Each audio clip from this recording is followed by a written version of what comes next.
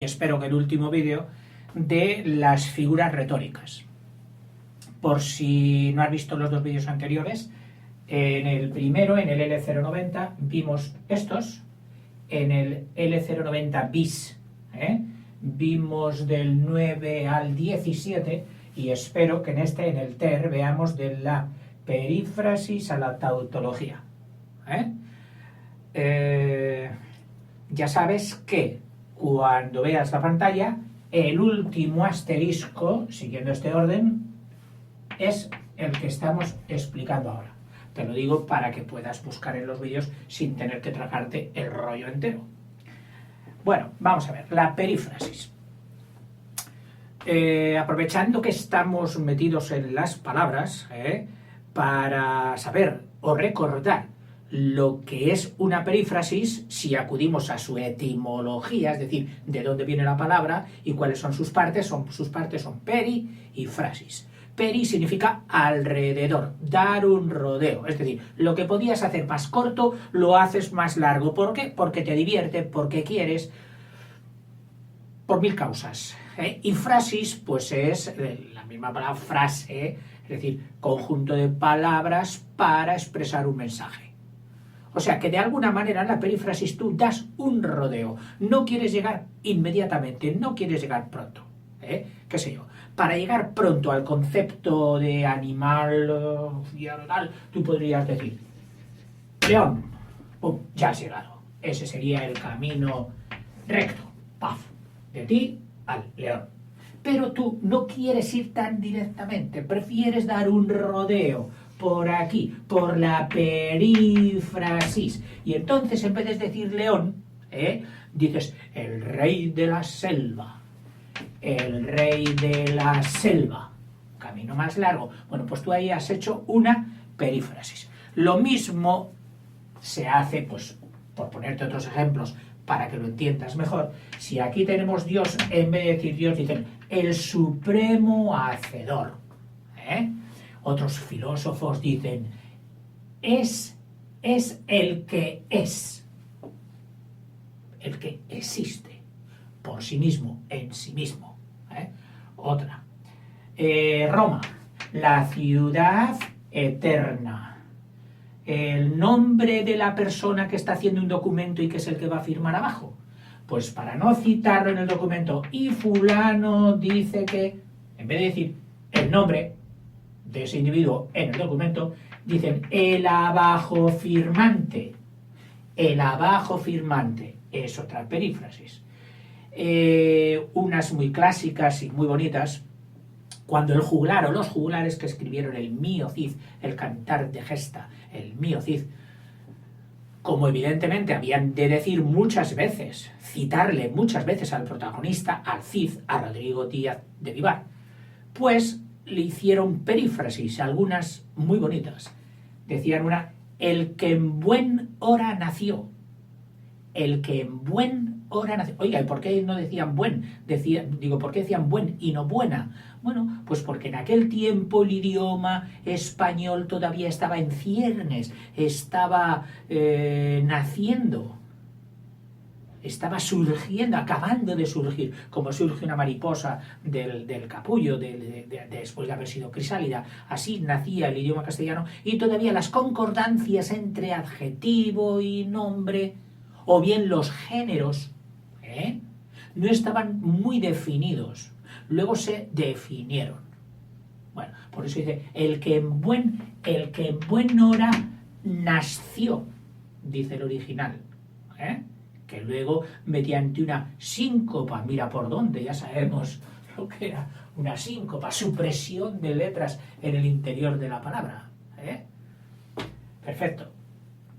Y otro, más ya de calle, tenía un ojo sin luz. Al hacer el retrato de una persona, en vez de decirnos que era tuerto, que sería el camino directo, dice, tenía el ojo sin luz. Bueno, pasamos a la siguiente, a la personificación, que como la misma palabra dice, pues será ficar es hacer persona. ¿A quién? Pues a alguien que no lo sea, porque claro, hacer persona a alguien que lo sea no tiene ningún sentido. ¿Qué sé yo? Pues un grillo un grillo, y le hacemos persona. ¿Cómo? Le ponemos nombre propio como persona, qué sé yo, Federico. Mira, el grillo, Federico. ¿Eh? Decimos que llora, decimos que siente, decimos que habla, decimos que grita, o bueno, grita, canta, decimos que es un artista, con su gri, decimos que es un pesado, bueno, todas esas cualidades que son propias de una persona se las atribuimos a una persona a un animal o cosa que no lo es. Para esto, si piensas un poquito en los dibujos animados, ya lo tienes totalmente resuelto. Gatos que hablan, perros, ranas, de todo, hasta esponjas, peces, cepillos, todo está personificado. Por cierto que el personificar a estos animalitos ha creado una hipersensibilidad en las nuevas generaciones respecto a lo que antes eran los animales. No digo que tuvieran que ir a pedradas detrás de los pájaros para hacer puntería, como hacíamos algunos en nuestros pueblos, admitámoslo, no. Pero creer que un animalito merece ya las mismas atenciones y el mismo gasto social y las mismas atribuciones que una persona, pues no. Nosotros, por etología, es decir, por costumbres desde siempre ancestrales y por dietética universal en la cadena trófica de los alimentos, hemos sido omnívoros, es decir, que hemos comido de todo y nuestro cuerpo, nuestro organismo necesita las proteínas, las grasas, de todo tipo de alimentos, tanto de animales como de vegetales y como de minerales. Entonces, claro, una hipersensibilidad, aquello de, pum, yo por menos de nada, vegetariano. Es que yo no digo que no se puedan hacer vegetariano, razonadamente, sentimentalmente sí, pero es una cosa seria, restringirte en la alimentación un campo tan fundamental como pueden ser las carnes. Bueno, en fin, sigo. Estamos con la personificación. Aquí escribiendo el profe en una clase con los críos que ya no saben cómo gastar un poquito de guasa, al profe se le ha escapado un chirrido de la tiza y hace ñiam, y entonces automáticamente la inmensa mayoría hacen gestos raros, el otro aprovecha para reírse con el compañero, bueno, y aprovechan para soltar un poquito, sacar los pies de las alforjas y formar un poquito de bureo y de juerga. Bien, pues dice, bueno, sí, el profe dice, mira, ya veo que hasta la tiza se queja. Bueno, pues ahí el profe ha hecho una personificación. Quejarse es propio de una persona, de un animal también, pero bueno, de una persona aquí en este caso, y sería que he hecho una personificación de la tiza. Por cierto, la personificación tiene otro nombre que es prácticamente igual.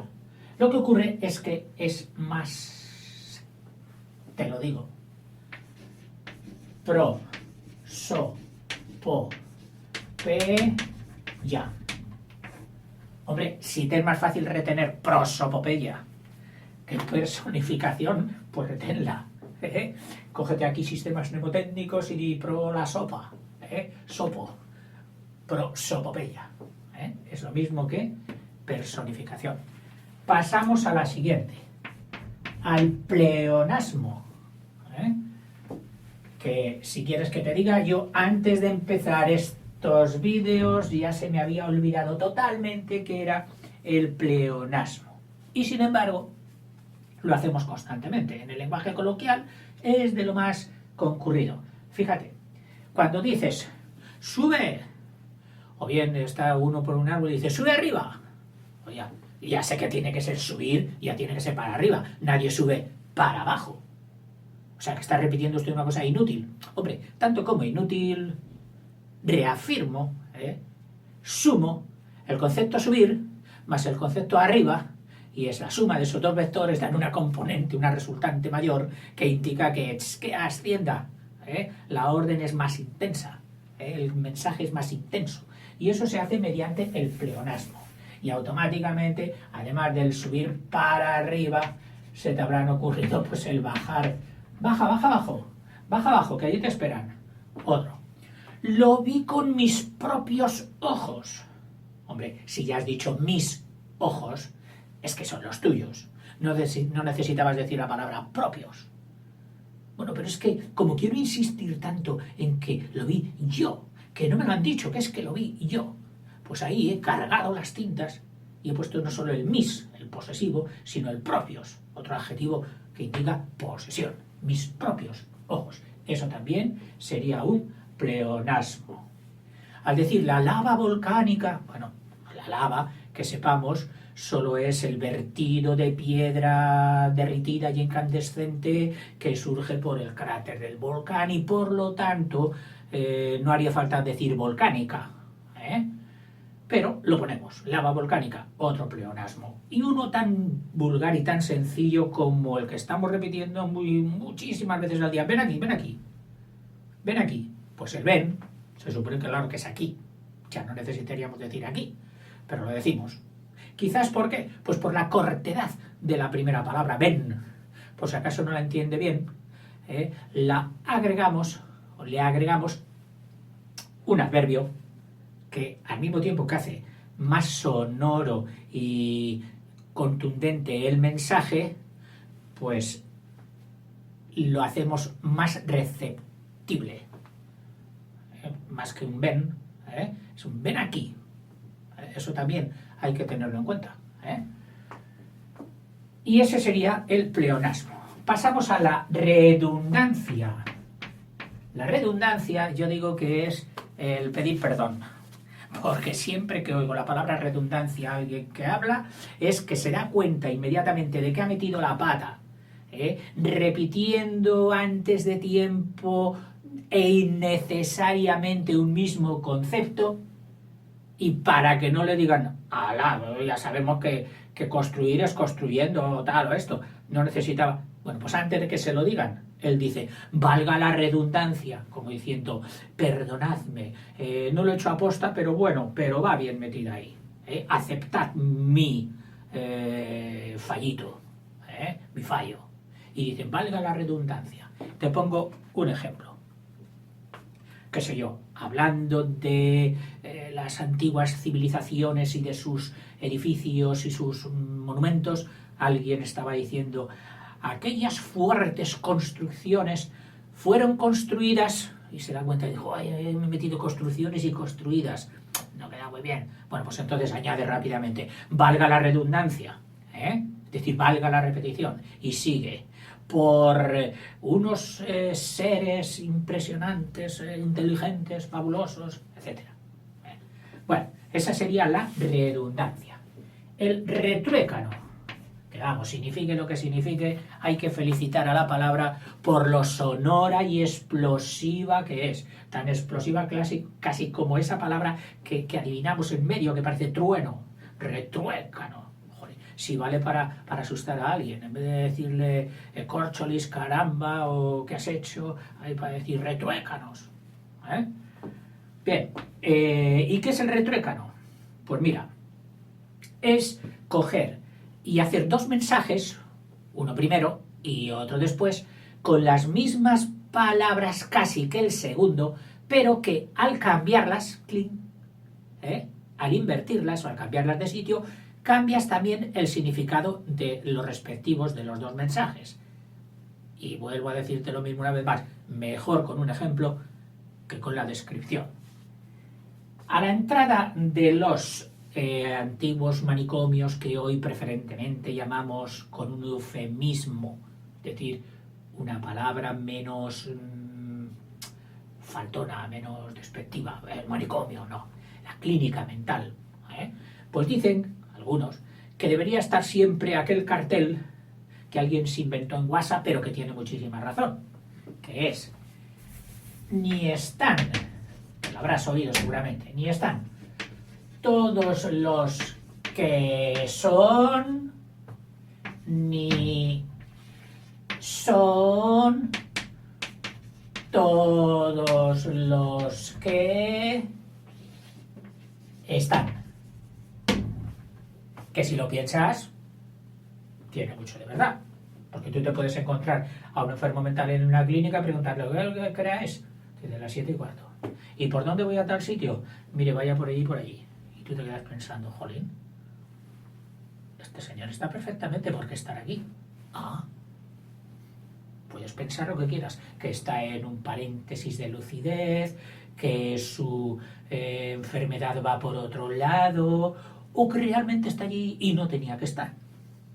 Y al revés, en la vida real te puedes encontrar a alguien conocido, desconocido, que dice, joder, este hombre está... Y tú dices, debería estar en una clínica mental. En una clínica mental. Y sin embargo no lo está. Y ahí vendría la segunda frase.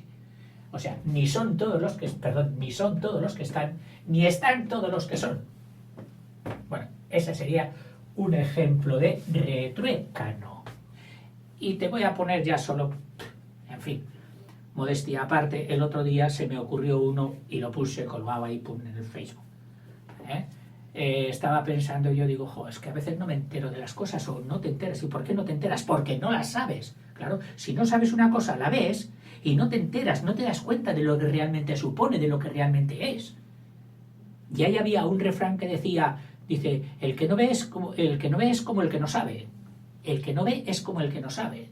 Bueno, pues con ese ejemplo y con ese refrán yo hice un retruécano, que era el siguiente.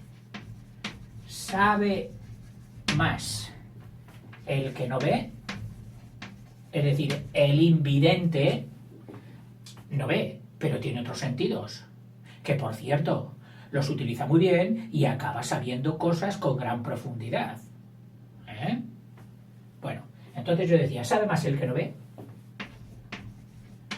Y ahora viene lo del refrán. Que ve el que no sabe. Cuando lo hice, yo no sabía ni que estaba haciendo un retruécano. Yo quería hacer un juego de palabras que al mismo tiempo sirva de conductor para un pensamiento, que es lo que normalmente hacemos. Recurrimos al juego de palabras para que sea luego mnemotécnicamente más fácil de que sea recordado, que es ni más ni menos que lo que persigue también la versificación. Cuando un poeta hace versos, de esos que riman, de esos que acaban igual, de esos que se ve cierto paralelismo de redactado, es para que se recuerden mejor. Por eso, los antiguos juglares, cuando la gente no sabía ni leer ni escribir, hacían sus comunicados, sus cantares de gesta, sus romances en verso, porque la gente, que a falta de saber ni escribir tenía muy desarrollada su memoria, solo con 2 veces que lo escucharan, y a veces hasta con solo una, se lo aprendían. La gente antigua desarrollaba muchísimo la memoria. ¿Por qué? Porque era su única manera de llenar sus carpetas. Ahora no. Ahora decimos, memoria, ¿para qué te queremos? Si en cualquier momento voy al Google y sé que lo tengo ahí. Oye, el teléfono de tal tienda o de tal calle o tal, no sé, apúntalo. ¿Para qué? Si tengo aquí el móvil y en un momento pongo tapices caracol, y pongo teléfono tal, ¿ves? Entonces la memoria no la desarrollamos. Antiguamente sí. Bueno, pero era el caso de este. Estábamos, y acuérdate, con la de retruécano. Pasamos a la siguiente, que yo creí, digo, son poquitas, me saldrá un vídeo cortito. Pues, mira, cuando no quieres saber si llegas tarde, llegas pronto, si te enrollas mucho, te enrollas poco, lo mejor es quitar los relojes, echarlos fuera. En fin. El 23 es la silepsis. ¿Y qué es la silepsis con este nombre tan sis? Pues dice que es una figura retórica que facilita la coherencia, es decir, el entendimiento entre cosas que aparentemente no deberían concordar, no deberían estar juntas. Ejemplo, Masculino con femenino en un determinante artículo masculino no debiera ir con un nombre femenino o viceversa. Pero mediante este recurso de la silepsis parece que lo hacemos más fácil, parece que lo hacemos posible. Ejemplo. Juez, si a ti alguien te pregunta cuál es el género masculino o femenino de juez, evidentemente es juez. Pero hoy, sin embargo, podemos decir y decimos la juez. Claro, antiguamente, cuando el hombre, el macho, había copado, se había cogido todos los cargos sociales, juez, médico, alcalde, etcétera, etcétera. ¿Por qué? Porque el mundo venía así, venía machista. Y no es que viniera malo, es que era así. Hoy, gracias a Dios, las mujeres ya son admitidas y todo el mundo considera que en cuanto a capacidad para ejercer profesiones e intelectuales no hay ninguna diferencia. Es más, en muchas puede que la inteligencia femenina tenga unas connotaciones mejores que la del hombre y la del hombre tenga también sus contrapartidas. Pero vamos, en todo caso somos complementarios, que así nos hizo la naturaleza. Entre hombre y mujer, hacer conjuntos totales, tanto en el matrimonio como conjuntos sociales. Hemos de estar mezclados en todos y remunerados en todo. Igual. Eso es la justicia. Lo demás no es justo, lo demás es mantener abusos, que porque venían así, nos sale muy fácil a los machos mantenerlos. Pero eso no es de justicia. Sigo. La juez. Lo mismo sucede con la médico. Y no tenemos que poner aquí un femenino, la médica. No. La médico, etc. También sucede la silepsis o se emplea silepsis para hacer concordancias entre singular y plural. Ejemplo, cuando decimos la mayoría. Si a ti te preguntan número de mayoría, es decir, singular o plural, tú dirás, oiga, la mayoría singular. Eso sí, sabes también, porque lo has estudiado, que este es un nombre colectivo, no un nombre individual. Es decir, que con un solo nombre en singular estás señalando muchos individuos. Enjambre, arboleda, bosque, etc. Son ejemplos de nombres colectivos. Entonces, aquí la mayoría, cuando vayas a poner el verbo, pues si esto fuera el sujeto, tú sabes que ha de concordar siempre sujeto en género y número con el verbo. Claro, aquí al decir la mayoría, cree, claro, singular, singular. Bueno, pues aquí la silepsis nos permite poner este, ya que es un nombre colectivo, ponerlo en plural. La mayoría creen que tal, tal, tal. Este también es un ejemplo de silepsis. Bueno, pasamos al siguiente, el sinécdoque. Sinécdoque. ¿Qué sonoras son todas estas palabras esdrújulas? Son sonorísimas. Que suenan bien, que suenan fuerte. Hay idiomas que tienen predominancia de tonificación. Ejemplo, en castellano es evidente, en español, que nosotros vamos siempre a las llanas. Siempre a las llanas. Es más, si vemos escrito un nombre que no lo hemos oído nunca, nosotros lo pronunciaremos llana. Es decir, la fuerte, la penúltima sílaba. Sin embargo, en el francés, no. Ellos propenden o tienden a ser agudas. Y cuando vean el nombre de Carlos, ellos dirán Carlos. En fin, son cosas de la lengua. Pues parece ser que en griego predominaban las esdrújulas. Aristóteles. Y otros muchos, claro. Pues la sinécdoque es una figura que nos permite nombrar la parte por el todo. La parte por el todo. Ponga ejemplo. Vale, te voy. Una parte de nuestro cuerpo es la oreja.